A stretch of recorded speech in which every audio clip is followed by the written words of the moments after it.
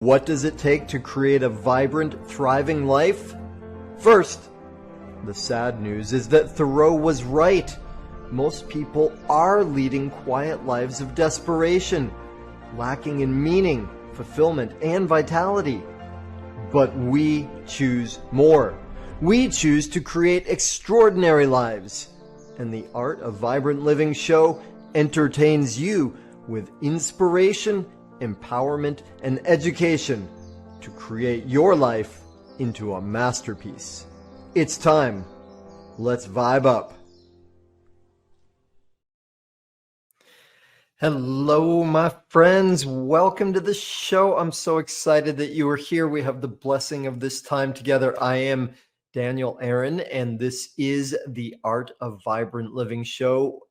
This show in particular is going to be super cool, very informative and enlightening, in part because my guest today is really a powerful, unusual, cool woman. I'll tell you more about her in a second. First, why are you here? Would you do this? Okay, I'm guessing you are here because you've got not just an interest in upgrading the quality of your life, more vibrancy, more of a thriving, passion-filled, purposeful life, right? That's what you're here for. You're committed enough that you're spending this time. So would you take one further commitment and promise to me, promise to yourself, really, that you will take something from this show, some bit of information, inspiration, something that Madelana says, something that awakens for you, and put it into action in your life? Not just entertainment. Entertainment's cool. Actually take something and activate it in your life, because that's what moves the needle. That's where the rubber meets the road. Enough analogies. Madelana Ferrara is a phenomenal woman. It's so cool that she is our guest today. Not only does she have a background in somatics, in yoga, in sort of the physical aspect of spirituality, she's also a spiritual minister, and she's got another foot in the world of, what do we want to call it? Sacred commerce, conscious business, spiritual entrepreneurship. She's in that journey. And so wisely and beautifully and generously, because she knows that in order to help more people to achieve more enlightenment on the planet, it takes doing it in a conscious, business-oriented, entrepreneurial way. And I could say so much more about her, though. Let's have you receive the direct blessing of her directly. So welcome, welcome, welcome. Madelana, thank you for being with us. Hi, Daniel. Hi, everyone. I'm so happy to be here. I'm really excited to be with you, Daniel. Awesome. Well, it's a gift. And, I gave a quick bit of introduction to our audience about you already, though I lacked much color and important pieces. So would you, give just a little bit of quick background as to what's brought you to this point, and, who you are and what informs what you share with us? Hmm. I will do my best to do that in a really short little segment. As I had indicated in my bio, the path was really winding to get here, and ultimately, I think when I think about it, um, the journey was really about learning to listen to my inner guidance, and that is a practice. So I have some experience in the world of the arts as a singer and a little bit of an actress. And then, believe it or not, I ended up in business school and I worked on Wall Street for a little while. So I did get some real actual business experience. And then I ended up in the world of yoga. Yoga led me into this path of being well, actually, I went back to graduate school, so I did go back to school to study the body, and then the body led me into yoga, and then yoga led me into deeper spirituality. But truthfully, Daniel, if I really have to be honest about what propelled me out of Wall Street and into this life that you and I are leading, it was meditation. I started meditating. And I didn't even realize until many years later that the thing that was the impetus for my changing my life was really just sitting twice a day, 20 minutes meditating. So here we are. Thank you. Well, that's great. I appreciate what you said, and you don't have to be honest, by any means. However, right, it's one of the things we know well that without that, nothing really works in life. So I appreciate that you share some of that. Yeah, multiple lifetimes, I think, is the way one could look at it. Like, you've really had different experiences to have a lifetime where you're on Wall Street and in that world, and then going and then the deep dive into the body in graduate school, and that leading you into spirituality, that we could talk for hours about that alone. So what you said in that moment of honesty about meditation is what led you. That brings to me the question: meditation's so important, right? And it's such a vital part of life. Like, when I was a kid, I knew in my head that moving the body and exercise was a good thing, but nobody in my family did that. So we were just like sedentary fat people, and that really sucked and really limited how much we could live. I just, like, I knew it in my head, but I didn't have the practice. And I think that's similar for a lot of people, right? Almost everybody in the world will say, "Oh yeah, meditation's good. Yeah, meditation's really important. I should be doing that." And yet a lot of people somehow have a block or haven't crossed the bridge into making that part of their life and their practice. So would you say something about what does it actually mean, or what does it mean to you, meditation, and how do Mhm. you work with it? What does it do for you? Well, it's funny what you just shared about your childhood. It just propelled me back for a moment to a it's not on the topic of meditation at all, but just propelled me back to a moment of, I'm going to date myself here, but Jack LaLanne Saturday mornings on the television, and always exercising with him. So yeah, that need to be physically active. I don't how you didn't take it out of your mind and into your body when there was such a strong calling for it is curious to me, but we don't have to go there.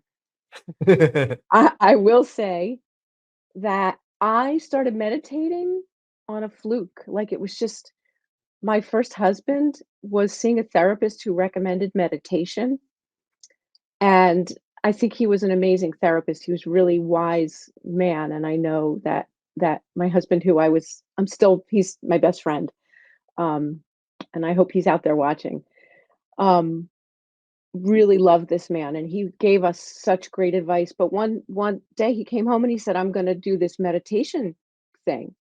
And I said, "Oh, I'll go," not really even knowing what that meant. And we were initiated into transcendental meditation. And it was simple practice, nothing elaborate, nothing that felt like spiritual, or I was always a little touchy about that kind of thing. But it was twice a day, 20 minutes, and I have to say I loved it. I did it with great devotion and regularity, even to the point where, like, if I had to be somewhere and I was driving, I would drive and get there a little bit early and sit in my car in the parking lot to make sure at 5 o'clock I was there to do my 20 minutes of meditation. And little by little, things started to change in my life. So it wasn't until many, many years later that I traced backwards to realize just how powerful that simple practice, transcendental meditation, for those of you who don't know, is a simple mantra practice. You're given a mantra, and presumably it's, a mantra that is for you, customized for you. And you just repeat this sound in your mind throughout, and there's a training process to learn how to do it so that you feel competent and confident in doing it. And And then that's it. You stop and you go about your day. You finish whatever, you do it in the morning, you do it in the evening or in the late afternoon. And before I knew it, I was leaving my job, going back to grad school, changing my whole entire career. Um, my first husband and I separated, we ended our marriage. I was in a whole new life within, I don't know, within 7 years of starting meditation. I'm literally a whole new life. My life didn't look anything like it looked 7 years earlier. Wow, okay, and that's great. I love Now, that you go ahead. I don't wanna scare people from meditation I mean, 'cause it's like the discovery of yourself, your true self. yeah, Yeah. meditation is great. All you do is 20 minutes in the morning, 20 minutes, and then you're gonna get divorced and change your life and, sold, yes, I'm in. But, I appreciate what you're saying, and you don't wanna scare people. At the same time, like, I used to lead these, yoga teacher trainings, like, and really, to me, they were thinly disguised personal and spiritual development, deep dive transformational events. And I realized after the first one I led that it was worthwhile to make some warnings. So we had a web page. This was going back like 20 years, but we had a web page that said, "Hey, here's what we're doing. Here's the event," and then it was like warning. You know, first warning: this is not just a chill out, come have a vacation and sit by the pool. Like, this is work.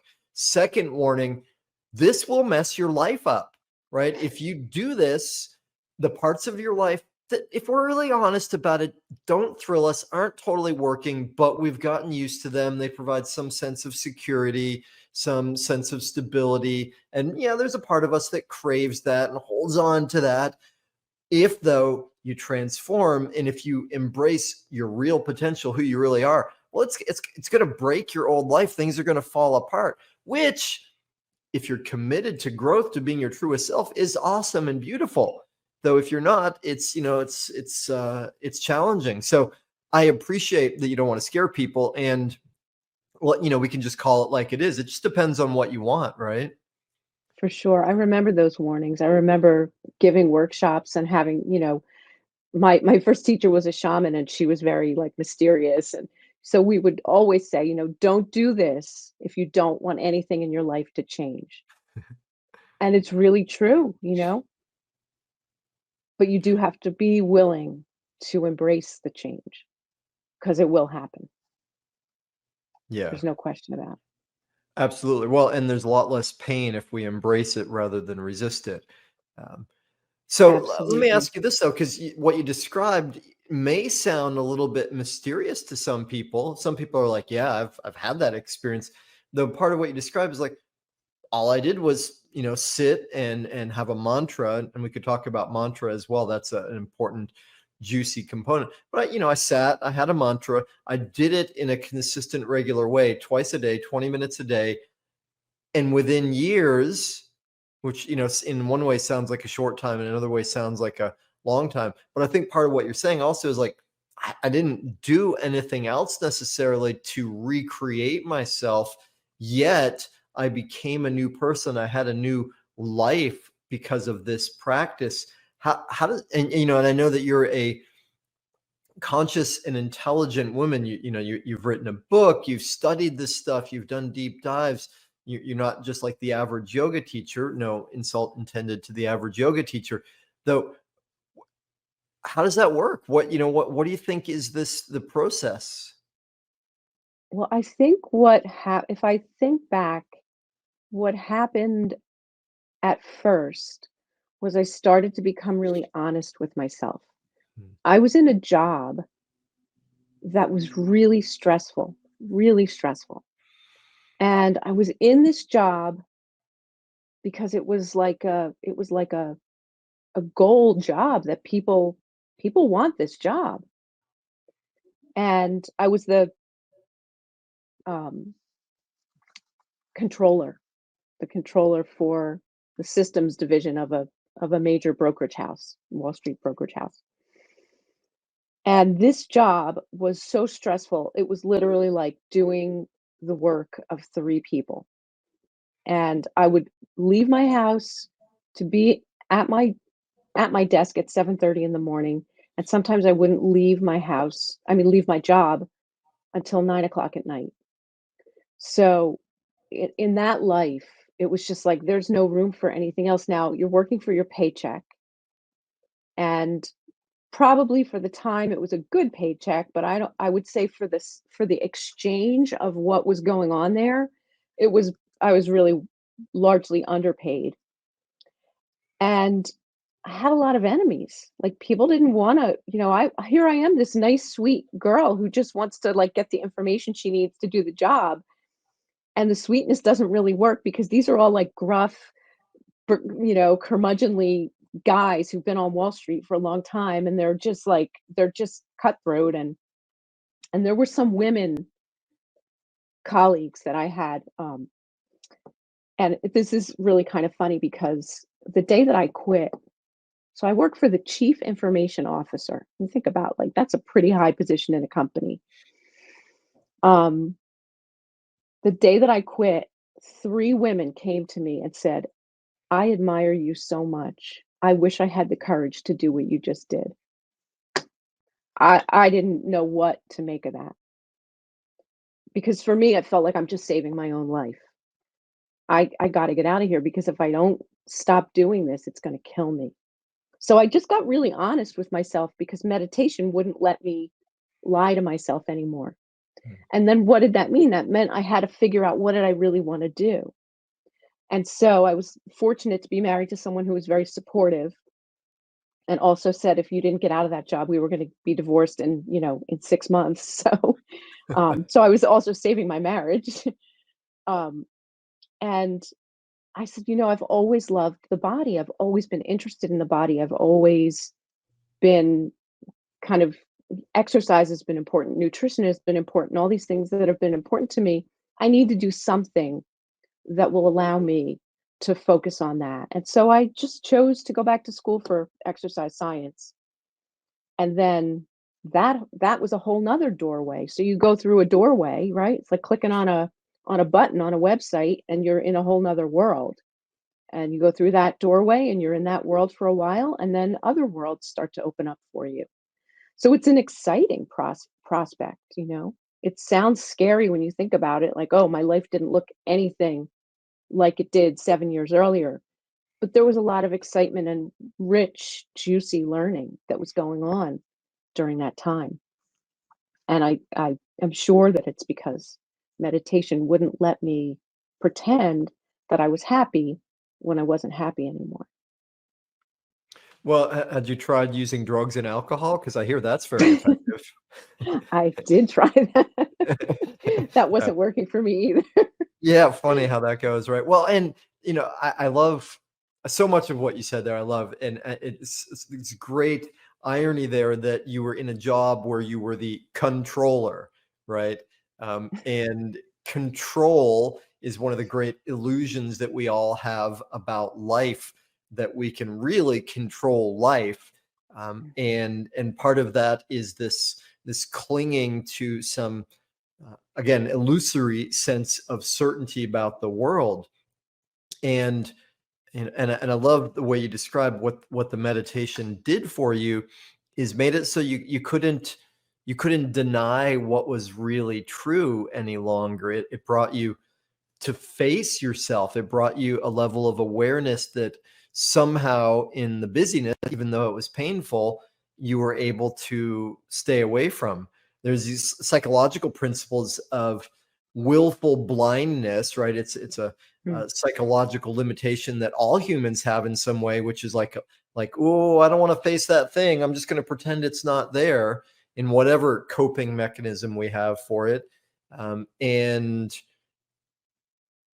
the what I want to get to those what those women said to you, I wish I had the courage to do what you did, right? And so one thing that's great about that is, well, no doubt you gave them more courage, right? Just by them saying that and seeing your modeling, whether they did what you did or not, their courage went up. So that was a gift. That was cool.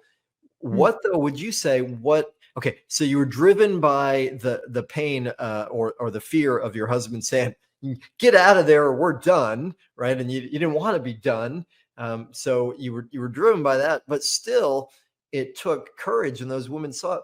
How did you find that courage? What? How does anybody find courage to do something difficult like that? Hmm. Well, courage, of course, as you know, is an act of the heart. And whether I realized it at that time or not, I think that what began to happen was I began to have a relationship with that part of me, which I now will call my heart, um, where I could hear that inner voice. I couldn't hear that inner voice before that because there were so many shoulds. I should be this way, I should be that way. There were so many things that I was being uh, directed to do based on what other people thought that I should be doing, or what I thought that other people thought I should be doing. And this idea of success that I was chasing after, financial success, positional success. Um, I wasn't really, like I said, when they approached me, courage was the last thing on mind because from my perspective, I was really saving myself from a place that I thought if I stay in this situation, I'm either going to go crazy, have a nervous breakdown, or things are just going to get so terrible in my life. I'm just going to insulate myself in this situation. I was getting fat, I was getting unhealthy because the ways that I was trying to take care of myself to stay in the job were destructive. And I could see that happening. I could feel that happening. And I think that, courage is, I mean, there are practices that you can do to stimulate courage, to access courage. And a lot of that really is about tuning into what you actually feel in your heart brain, right? We have three brains. We have our cranium brain, we have our heart brain, and we have our enteric brain or our gut brain. And we in this society pay a lot of attention to this brain. And I was really guilty of that being in the world that I was in. I started my undergraduate as a drama major and I ended up graduating as a CPA candidate. I went all in for the head brain. Um, but if we don't integrate and create balance between those two other parts of ourselves that have lots of information that we need to learn how to listen to, we can find ourselves in some pretty unpleasant and uncomfortable uh, situations and circumstances. So, yeah, that's what I would say about that. Well, yeah, thank you. Part of what I heard from what you said, one of my favorite quotations attributed to Lazarus is, "If you can hear the whispers, you don't need to hear the screams." And it sounds like you were beyond the whisper stage. There was definitely something louder than that getting your attention. However, what you pointed to is really cool, which is like you could see where this was going, right? I was getting fat. Maybe I was going to have a nervous breakdown. Um, and some of us are a little slower or denser than you, and we have to somehow take it to the point where things really break down or get into some heavy duty drama before we finally say, "Okay, okay, fine, all right, I hear I'm going to do something different." And Yeah. you mentioned in the midst of that something very tantalizing, which is there are practices you can do that encourage or stimulate courage. So, what you talking about? What kind of practices? We want to know. I tend to like really simple things, Hmm. and I think that simple teachings can reach a lot of people, and I think that they never fail to engage us, no matter how experienced we are, no matter how many really exotic and advanced kinds of things that we've done, simple things will always provide something that it's like the whisper versus the scream, you know? So, a really simple practice that people can do is just to sit quietly with themselves. And after a few minutes of sitting, just put attention on your heart. And literally, sometimes you have to actually put your hand on your chest to bring your attention there. Now, about that, I'll share a little story. I have a client who I'm working with this kind of practice with. And for this person, the practice of going to the heart is actually very difficult. So the mind starts to get really chattery.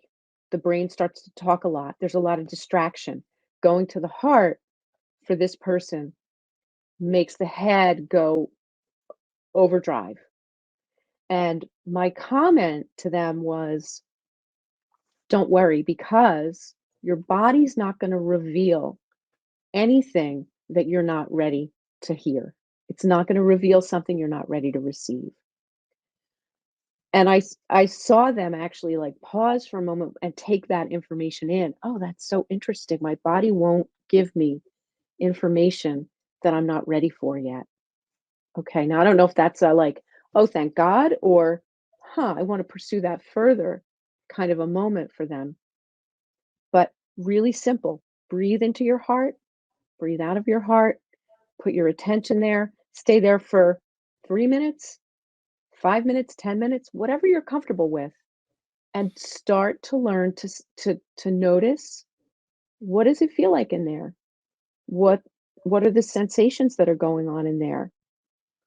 And little by little, that will turn into information for you. You can even ask, what do I need to know? What do you want me to know? Or talk to your heart and say, I have this issue. I have this question I can't resolve. I've been dealing with this problem. I have this person that I don't know how to deal with. Go in there and talk to your heart and then wait and expect an answer, and the answer will come. Awesome. Beautiful. Okay, well, that's exciting, and that brings a couple key insights, and and something I'll ask you about with that. Maybe we can even have an experience. Um, you mentioned earlier about the connection between courage and heart. So, just in case it's not obvious for everybody, the base word or part of the etymology of courage is coeur, right, which French means heart. And I think about like Braveheart, right? The movie based on Sir William Wallace, and this great freedom fighter who in the movie was actually really beautifully displayed by Mel Gibson, in that he had a lot of fear. There were times when he was really afraid, yet he was so motivated by his heart that he developed the ability to go beyond the fear. And Mm. that's part of what we all have. And I think you're pointing us toward we have that ability. And also what you described there, like I'll say, just in case anybody's like I was some years ago, which is like, oh, come on, enough with this new agey stuff and put your hands on your heart. Come on. Like that's the way I thought, it was a while ago, but I thought that way. I was like, that's just, and next thing you're going to be talking about energy and stuff you can't see. And right. So a lot of us don't grow up with that kind of stuff, and it doesn't seem real. And yeah, it's, you can't touch that. However, there's this amazing body of science now and research pioneered by the Heart Math Institute that really points to what you're describing exactly, which is if you tune into, simply pay attention to your heart. And I know that might sound like super new agey weird, yet it bears out not just in my own experience, and there's plenty of that, but it also bears out through the science and the research. It's fantastic and important. So, Madelana, would you be up for actually guiding us with a little experience of that? Is that something that would fit for you? If not, it's okay. But if it is, maybe Sure. just a minute or two of that, because what I understand from Heart Math is if you do that, if you pay attention for even like a minute or something as small as that, it really changes one's state and opens up a different level of awareness. Absolutely. I would be delighted to do that.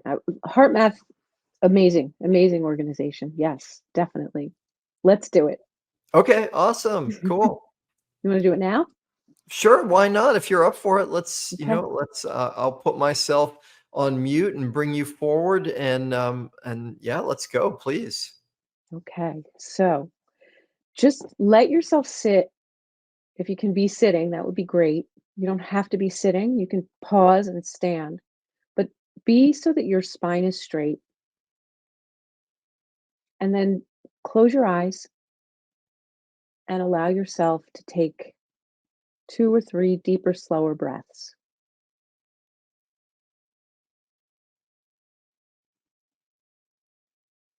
And start to mentally tune into where your heart is, where your heart lives inside your chest. And if it helps you, you don't have to put your hand or your hands there. But if it helps you, you can place one hand or both hands just on the center of your chest. And that's really just to help bring your attention there. And as you're breathing, start to imagine that you're literally breathing right into the heart, breathing in.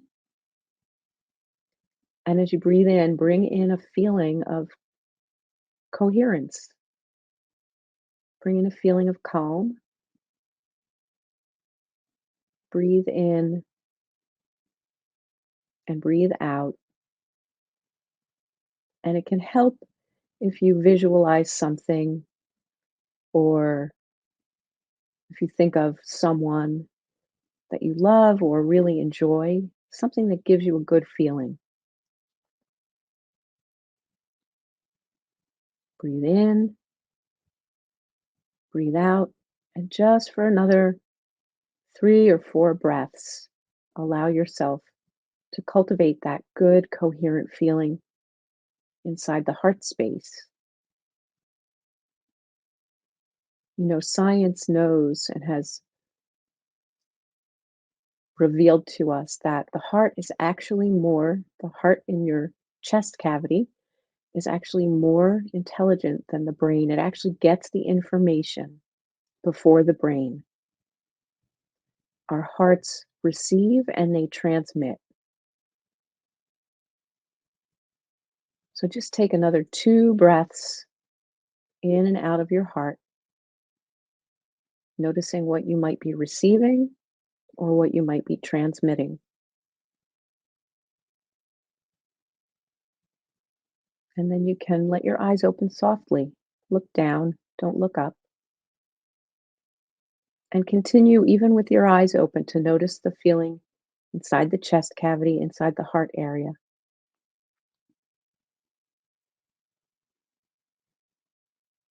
And then let yourself come all the way back.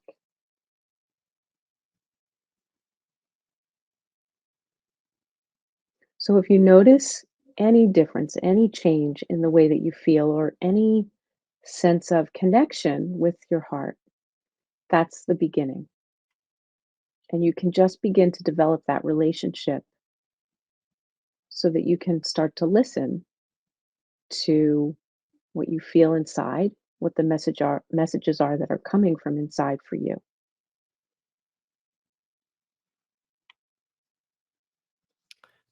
Beautiful. Thank you. Thanks for letting me do that. Yeah, that's great. And um, we have the possibility here since we are live and people are tuned in, and some people are watching by rebroadcast, and that's okay too. But for anyone that's live here, if you would like to share anything of your experience or ask a question to Madelana about that, feel free to comment, and we can have a little moment of interaction around that. It's something that's always available on this show, though I get so engrossed in the conversation with my guest, I forget that that's a possibility usually. Um, so I love the experience of that, Maddalena, for myself, and I love what you said about the heart's intelligence as compared to the brain's, which is, it's so different than the way most of us were brought up, with the primacy of the head and the importance of living in the head.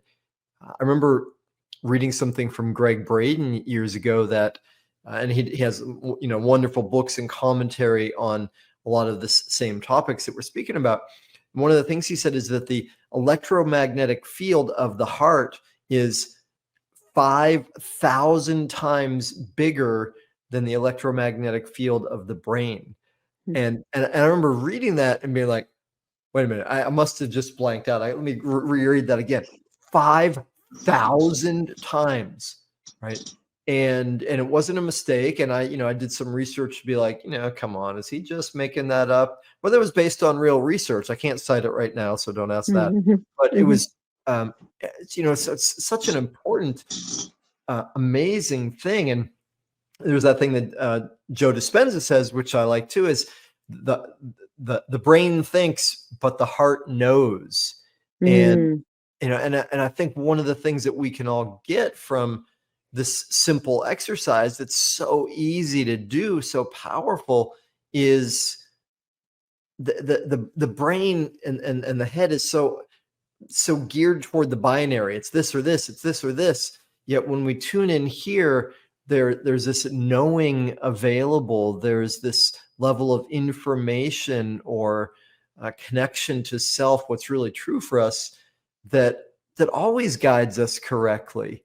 Right? mm. Does that make sense? It makes perfect sense, and there's always when you go to your heart, there's always a softening. When we go into our heads, there's kind of a hardening, an intensity that that sort of feels like a laser almost. But when you go to your heart, there can be this expansive experience. And so just on the feeling level, people can begin to connect with the difference. What we really have is we're sensory beings. And if we stay in our heads too much, we get cut off from the rest of our body. And so we lose our connection to the ways that we can actually feel. One of the things that I do in my work is some hands on work that I do with people, somatic therapy, to help people begin to actually feel in their bodies again. Sometimes we lose connection with actually what the body is saying to us. And your physical body is like your subconscious mind. It's holding all this information of everything that's ever happened. It's holding it in the tissue. It's holding it in the movement pattern. And so when we introduce a certain quality of touch and a certain quality of movement, we can help to relax this part of the nervous system and start to empower the other parts of the nervous system so that we can begin to adjust our vibration, our frequency. I don't know if that's too unscientific to say that like that. Um, in some, I love the science and I'm really into it. I'm not so great in the moment at quoting where it came from or what the information is, certain things. But as a practitioner, I know what I have experienced and I know what I have seen in my work with people. So coming back into the body in a way where we're actually perceiving what's happening in our bodies. Not like not like a runner just using your body or a weightlifter just using your body, making your body do the things you want it to do. But the somatic piece is I am feeling from inside my body, this is what I'm feeling, this is what I'm experiencing. I go into my heart. I have an experience in there. I have a sensation in there and I can recognize that sensation. I can tune into it. I can name it. I can identify it. Now we start to give power and meaning, deeper meaning to the voices, the inner guidance that's coming from inside of us. And then we can listen, and then we can make the changes that most of us desire to have change in our life in some way, little or big.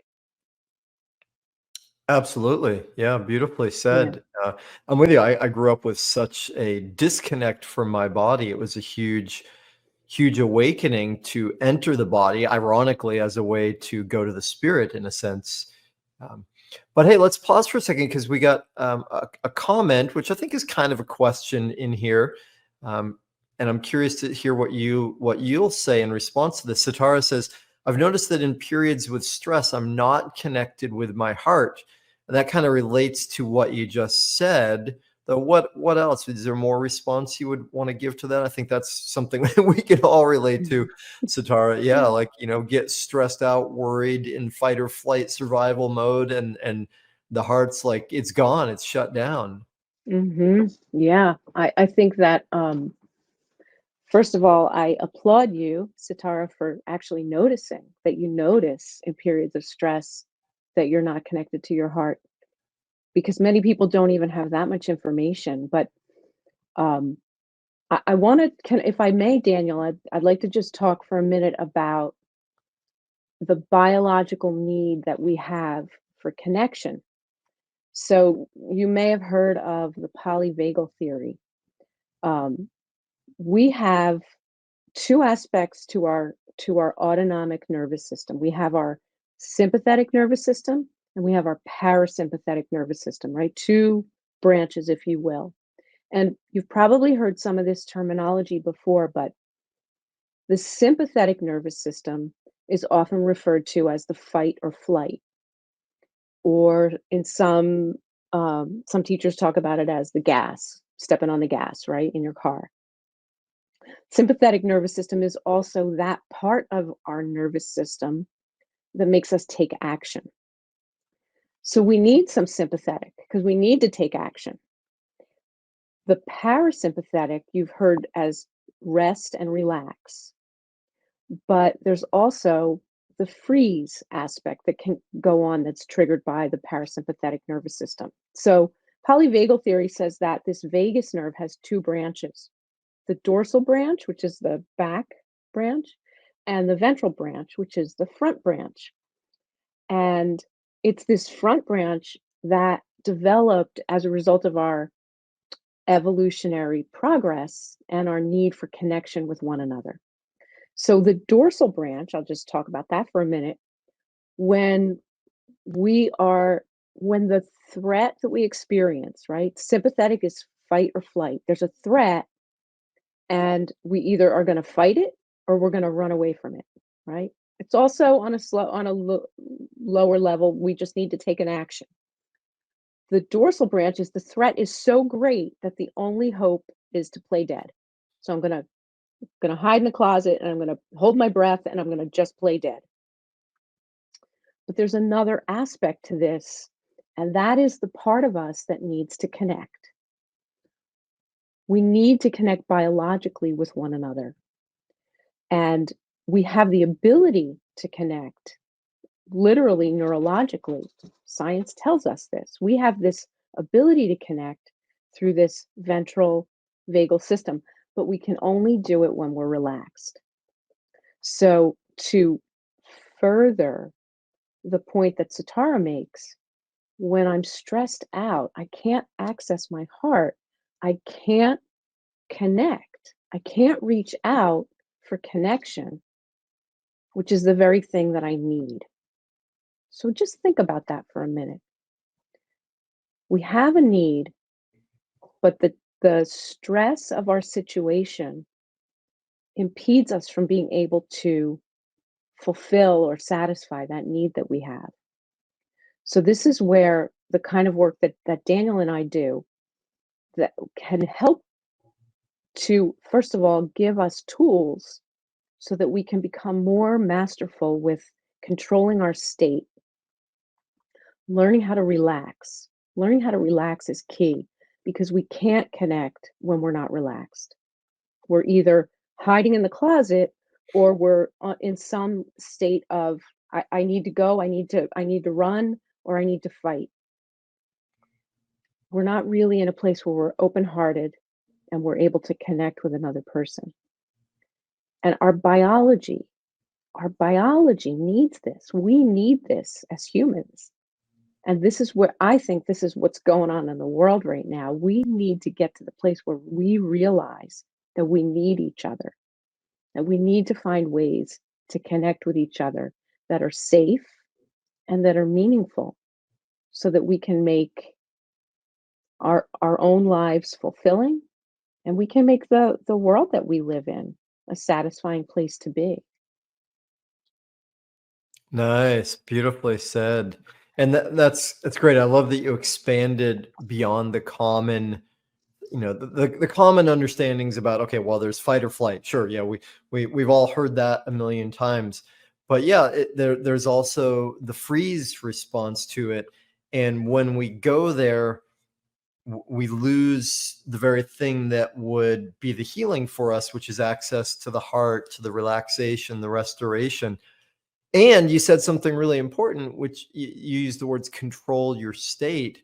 And part of what I take that to mean, and the way I work with that, is it's so powerful and liberating for us to know that we can literally change our state in the space of one breath.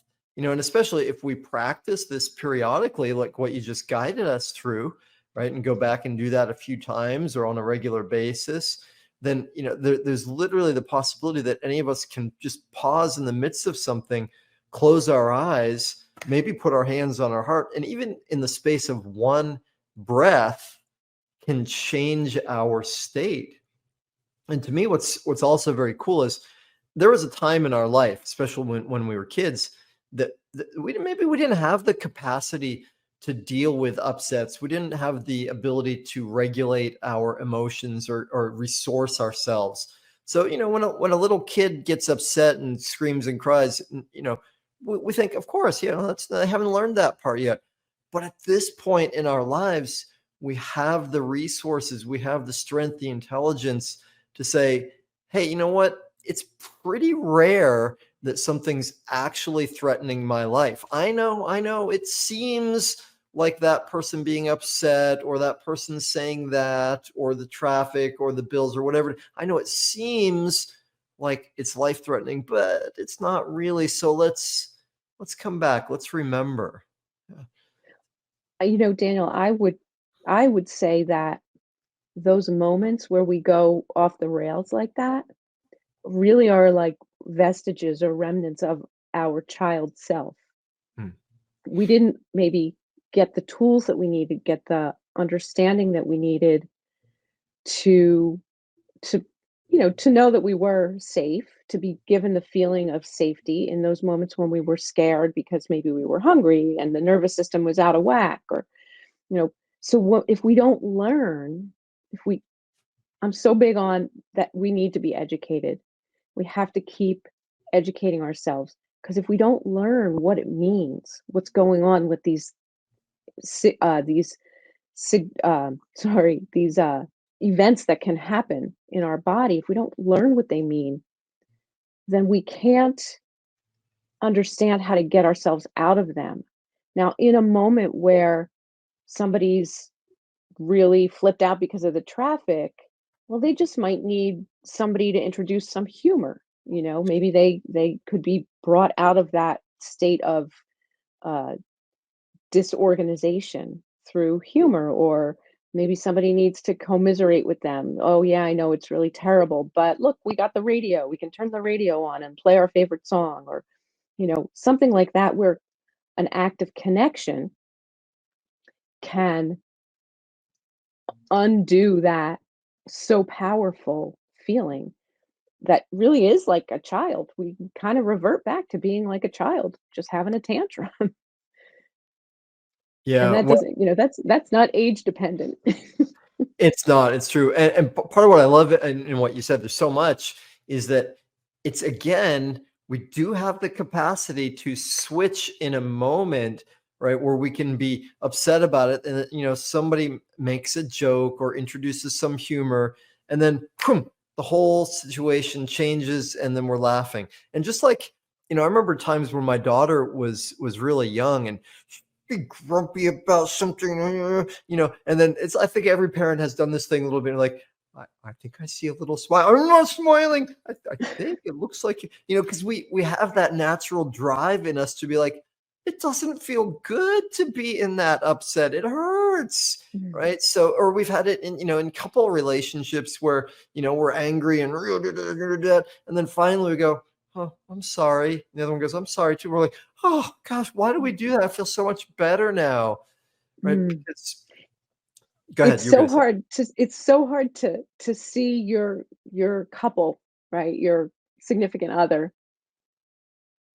It's easier in the case of your child, but to see your significant other, right? They're an adult. They're supposed to know better, right? But when they go into that state, what they really want is connection. What they really need is some loving outreach. And that's the thing. And I'm telling you, I'm learning it every day myself. I'm still working on this stuff myself.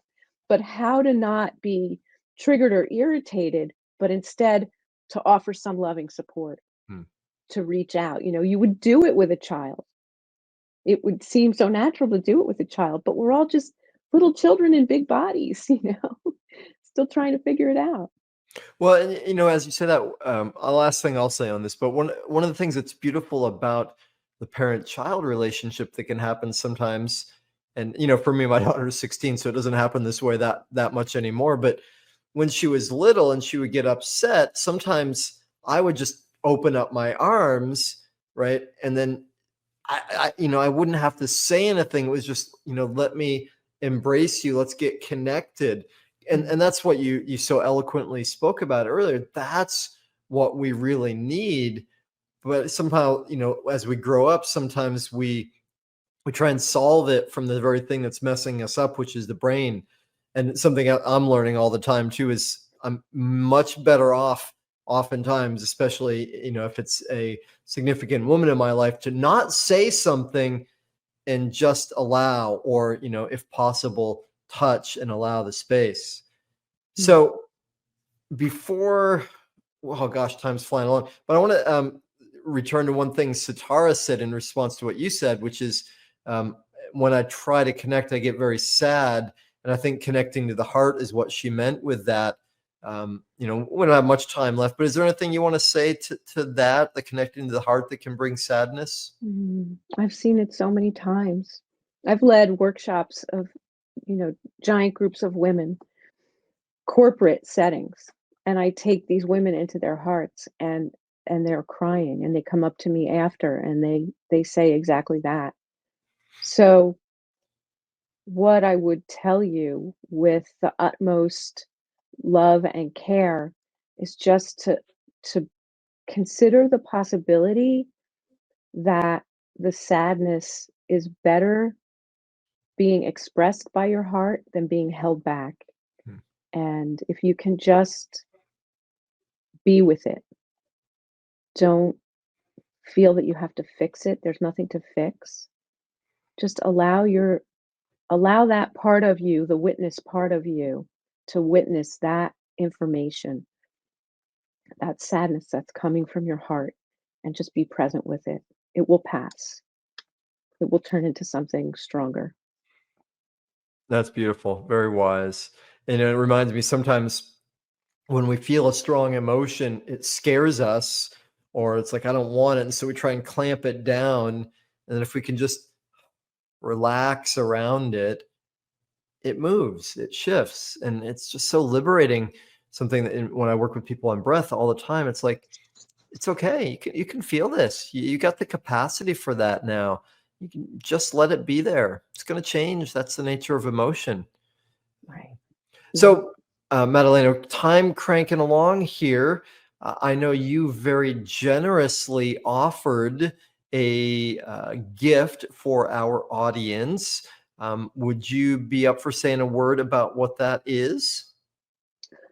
I would be happy to. So I um, have offered, if you go to my website, which is madelanaferrara.com, and it's just the spelling of my name, no spaces, And you contact me through my website if you would like to send an email with the Art of Vibrant Living show, either in your subject line or somewhere in the body of your email. I would be happy to offer a 30-minute remote consultation to either talk about something that we are dealing with on the show here, or something that got sparked in your mind and your awareness, or perhaps maybe just brainstorm about something that you're dealing with that you could use a little extra support with. I would be happy to offer you a 30-minute consultation as my guest, That as a yeah, for your audience. that's awesome. Super kind and generous of you. And y'all, I would suggest you do that right away. Be one of the first ones to get in there, because that's an incredible gift. So thank you for that. And what else do you want to say, Madelena, in terms of, I'm sure people will want to get in touch with you. We got your website, Madelana Ferrara, which is Madelanaferrara. Oh my gosh, that's a mouthful, right? But it's written there, and I said it. You can replay it slowly. Um, Other ways people can get in touch with you. What's best? Uh, yeah, you could reach me on Facebook, and it's still the same name. I got that one till I'm done. But I also have I have a second business which is called Mind Your Body. So myb.llc is the website there. So you can also reach me that way. And LinkedIn and Instagram. I'm on both of those. What else? I have a YouTube channel. um, and I think if you Google me, you'll find me because I've been around for a while. Perfect. That's great. But Well, I don't know. good. Don't look too deep. I don't know what you're gonna find if you Google me. Pull the You know what's out skeletons there. up. All right. Well, so as we're about to finish up, I would like to ask you one more question. It's the big question. It's the impossible question. It's so big that it's impossible. With your wealth of experience and knowledge, it's impossible that you could take all of that and answer this question. So, given that it's impossible, you can't fail. So, with that silly buildup, would it be okay if I ask you? I don't know. I'm nervous. Oh, excellent. How could Yes. I say no? Okay, cool. Go So the for it. question is this, you've shared so much already here. If you were to boil it all down, all of your experience and knowledge, and share with our audience one thing, that they can do or not do, or whatever it is that will most powerfully aid in creating a vibrant, thriving life, what's the one thing that you would offer? Non-judgment. Non-judgment. Do a non-judgment practice. Learn how to be curious and let go of judgment, even if it's just as a practice, even if you don't embrace it every hour of the day. None of us are perfect. Learning how to be completely open to whatever comes without having any judgment for it is going to open so many doors that you don't even know are there. Beautiful. That's awesome. How'd Uh, I do, Daniel? I love what you said. One of the key practices for myself, and I work with clients on, is forgiveness. And that's sort of the counterpart to the fact that, yeah, we've been judging, we got trained into judging. And yet, if we can forgive ourselves and forgive others and start to feel the glory and freedom of that, it starts to unwind this, like, well, why would I want to create more things that I need to forgive? I could let go of that judging and just make things more spacious and freer. So I love Mm, what you said for that as mm, a practice, and to keep coming back to it. mhm. Forgiveness is a tough one. It's so important. Yeah. And Yeah, learnable, right? Anybody can do it. It's within the realm. Um, yeah, yeah. So, all that said, we are out of time, sadly. Madalena, thank you so much for being with us, and for the courage that you've had to listen to the whispers, and sometimes the screams, and to keep developing yourself and facing yourself and grow, and make yourself into who you are. And then also the generosity of continually sharing more and more and helping people. It's really beautiful what you've created. And I so appreciate that you've been here to share it with us on the show. Daniel, such a joy to be with you. Really, really enjoyed it. Thank you so much. And thank you to all the audience too. Indeed, exactly what I was about to say, y'all. Thank you so much for being with us. Not only do I appreciate your attention, which is a great gift, I love, love, love that you are into it. You're into it being your vibrant life. And, again, my best hope is that you take this information, take one gem or more, and apply it in your life, because you creating your life into even more of a masterpiece, it means something. It changes the world. I really appreciate y'all spending this time with us. Thank you so much, and see you soon. Aloha. Mahalo for tuning in to the Art of Vibrant Living show, y'all. I'm Daniel Aaron, and may you live with great vibrancy.